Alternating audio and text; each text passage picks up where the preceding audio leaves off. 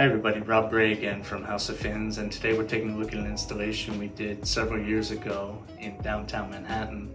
This one is actually in a great Tribeca neighborhood with an amazing view of the Freedom Tower right behind us. What a lot of people don't understand or know about House of Fins is that we actually do a lot of installations here in Manhattan, out in the Hamptons, Northern New Jersey. Kind of covers about over half of our business, believe it or not. And we're out in the Hamptons servicing a couple days a week, and here in Manhattan every day. So just kind of an interesting fact about what we do. This installation is a two-sided aquarium, and I'll show you. It's got a very interesting other side. But in this side, we're in the client's dressing room, and interesting is that, this one is actually clad, the cabinetry is actually clad in suede, and we've had it here for several years and it held up very well. The equipment is all in the lower cabinet in this one, and there's also a water-cooled chiller up in the top, which also houses our lighting and ventilation. In the city, we don't have the option very often of going to the basement or having remote filtration. So in this case, everything is right here in a 4-foot by 2-foot footprint. There was a steel beam going right through this area, so we actually had to get around that. We actually put the overflow box against it and did a little magic there, and it really turned out very well. The real fun part is actually on the other side, where we also had to, we had some challenges to deal with. So take a look at that as well.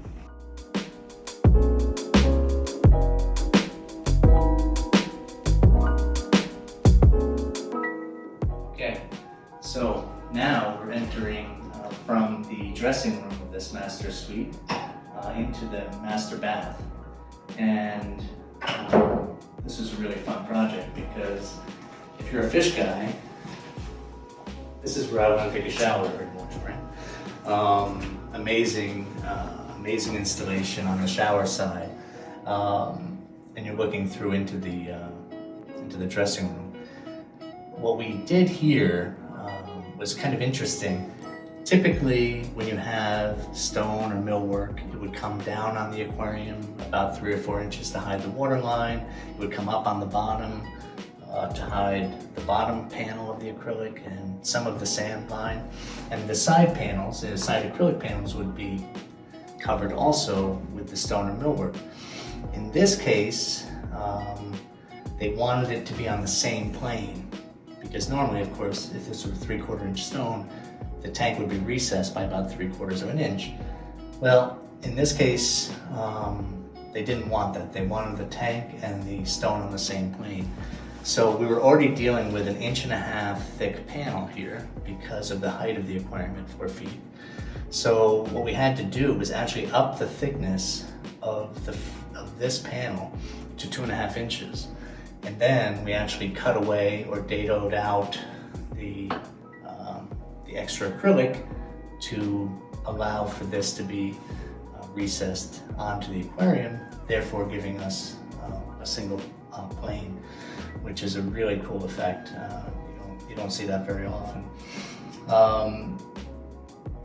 And then this client also we had a lot of fun with, because she really had a vision for how she wanted the aquarium to look. And we actually made a custom ceramic insert for this tank instead of live rock, which we could have done, right? We could have had a nice